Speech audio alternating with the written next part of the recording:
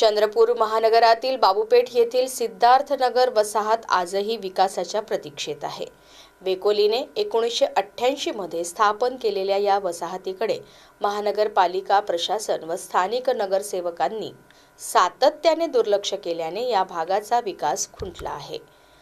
सिद्धार्थनगर हा प्रामुख्याने दलित वस्तीचा भाग आहे।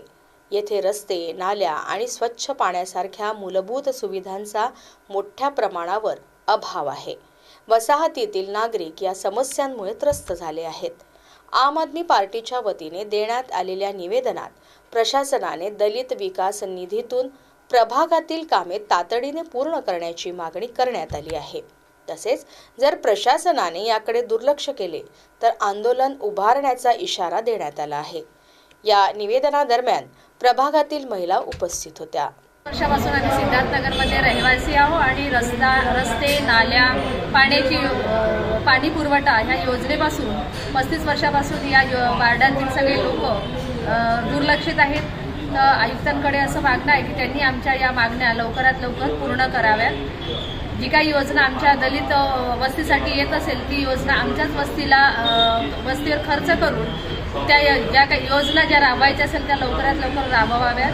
वार्डामध्ये पाण्याची जी व्यवस्था आहे ती काही परिपूर्ण झालेली नाही आहे। पाण्याची पाईपलाईन लावलेली आहे, पण जे अमृत योजनेचा जो पुरवठा आम्हाला पाहिजे होता तो काही आम्हाला उपलब्ध झाला नाही, तरी तो आम्हाला तत्काळ मिळणे फार गरजेचं आहे आणि तो आम्हाला मिळालाच पाहिजे।